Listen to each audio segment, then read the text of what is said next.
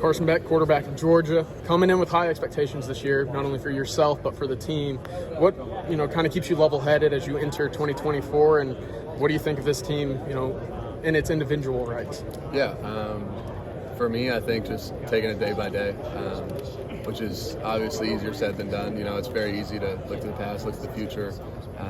But I think just coming in every day, stay grounded, be where my feet are, and just get the work in, and everything will just kind of play itself out. So that's that. And then as far as the team goes, obviously, there are very high expectations, but I think the team has the same mindset.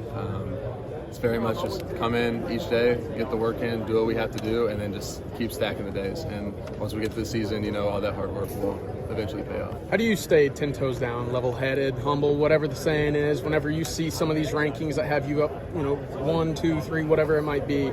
How do you kind of block out that noise and focus, just on yourself? Yeah, I mean, at the end of the day, like none of it really matters if we still have the whole season to play, So if I do get my head on that and it's like, this ranking, that ranking, I'm not going to be focused on where I'm at, which ultimately will lead to negatives. Right. Usually it does. And that's anything in life. But in this situation, I don't know. Sometimes it's hard because sometimes you see it. I'm not going to sit here and lie and say I don't see all that.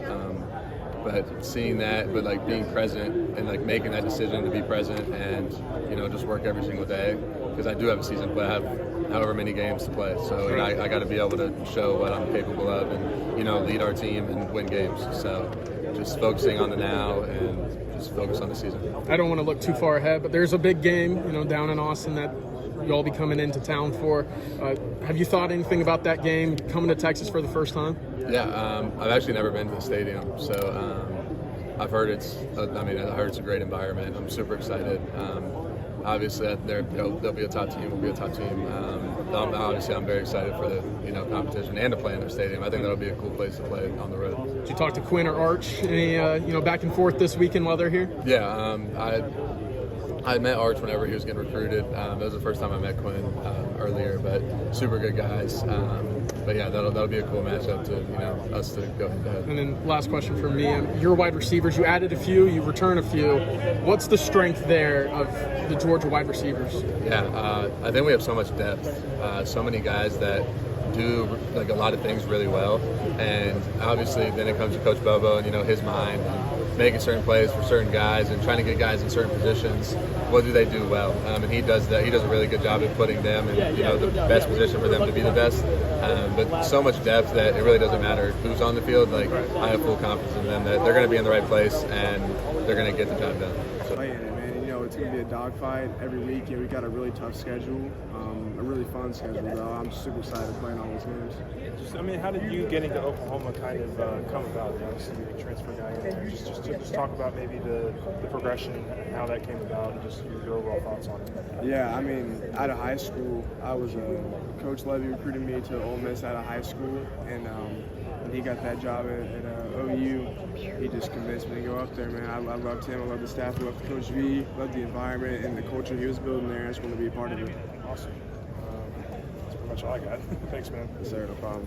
Jackson, how's this new look offense looking for you, and how have you kind of adapted to it so far? The offense it's a lot of the similar stuff we running last year. Just terminologies changed and stuff like that, but all those guys, they know the system. I'm talking about our receivers, our tight ends, those guys, they know the system. It was more so improving on it this spring, focus on the minute details and just really locking into what we're good at. Do you feel like your receiving corps maybe gets a little underrated by the national media? Yeah, for sure. That room to me is stacked. I want to say we got 2 or 3 guys at every position that can go and compete at a high level. Compete at Oklahoma, go in and score, and I would feel confident throwing them a go ball for a touchdown. We got dudes lined up all across the board, even people we got hurt right now that will be back for the season that aren't being talked about right now, but are some actual dudes. Like Andrew Anthony last year, gets hurt in Texas, but I want to say he was the top wide receiver in college before he got hurt. People just want to overlook that, but a stud group, and I'm super excited for him this year. With the move to the SEC, what is the excitement level, optimism like on campus right now with that change coming officially next week? It's extremely exciting, man. You know, everyone on campus is excited. You know, I drive by. We have like this street called Main Street where a bunch of our restaurants are, and you got people plastering up. You know, we're ready for the SEC on their things and stuff. So the whole campus is excited. The whole town's excited, and especially the team. We're all excited, and we just got to put our head down and grind. Any one game you're looking forward to that otherwise would have been a game you wouldn't have had on the schedule in the past? I've always heard a game at Death Valley is awesome. And I think they got rated the #1 stadium in the EA game, so it'll be a fun environment to play in. How's this offseason been? What have you been able to take away from the bowl game and try and implement into your development since then? Yeah, it's been good. Even with Coach Levy leaving, like I said, the offense is staying similar. So just focusing on the little details in this offense and how I can improve as a player was really helpful this offseason. And just not only that, getting chemistry with those guys, the receivers, the whole offense, and even the defensive guys, just create chemistry with them and just kind of getting close to them and understanding how they work, how they operate, and just little things like that really helped me out this offseason. And from the bowl game too, just learning from my mistakes and what I did wrong, taking the positives from that game and then learning from the negatives of that game, and just really using it as a building block and just kind of building on top of that to help me get ready for next season. How excited are you to run through that tunnel again in the Cotton Bowl? Extremely excited. As the guy, does that add anything to it? It does. It was special last year, but just knowing that I'm actually be in that game, playing in that environment in front of all those fans, it's really exciting. And of course, who's next up at Denton Guyer? Kevin Sperry. That's right. Yes, sir. All right, so us being from Lafayette, again, we're very familiar with Billy Napier and the type of program that he likes to run. What is your relationship like with Coach Napier, and what are your thoughts on the program? No, I love Coach Nate. I mean, out of the portal, that was one thing, sitting down with him and talking about, okay, I technically have 2 years left, and how do we maximize this? And I love his vision for the program. I love his structure and everything he does. I mean, he is just an absolute technician in what he does. There's a purpose behind everything. That's one thing where when you're a leader on a team or a quarterback on a team, when you know your coach is setting the standard every day, it makes it that much easier to follow that and then push guys and keep pushing that standard. So, I mean, he is absolutely a complete leader of men that I have the utmost respect for. So, great relationship with him. Something that we've heard a lot, especially at his time at UL, was that he has such a great attention to detail. Oh, it's ridiculous. Yeah. It's his attention to detail. It's in everything we do. You can see him walking around and just paying attention to just the details and everything, because that's what wins games. And he's seen that in everywhere he's been. We talk about it all the time, like what the keys to victory. It always comes down to the details, execution, and all these different things. But for us, our program is a detail-oriented program, and that's how we want to play. That's how you want to win. So, yeah, he's a technician. I love him. Of course, I don't know how much you might pay attention to the noise and stuff, but, a lot of conversation about him being possibly on the hot seat. Can you make the case for him? Oh, yeah. I mean, I think if you spend 10 minutes in our facility around Coach Napier, you realize that he's the guy for that spot. I mean, he hands down, it's the best leader I've ever met. So it's easy to follow him. It's fun to help lead with him. He's the man. And then maybe lastly for me, how do you all adjust in this rushing attack with Etienne going? What was that? How do you all adjust in this rushing attack with Trevor going? Yeah, I think we got a lot of young backs that can go. I think obviously we got Montrell Johnson from UL. Shout out Trell. But he can go too. So I think for us it's just finding balance, and we got Cam Carroll. He got hurt last year, couldn't play, did his knee, but he's coming back off of that, so we'll be ready to go. How many times in the last year and a half have you heard the phrase "scared money don't make money"? I hear it every day. I hear it every day. Not from him. I'll hear it from anybody in the locker room. I'm waiting for Coach to pull that out before a game, but I haven't heard it come out of his mouth yet. What about, speaking of it, toughest schedule in the country? Yeah.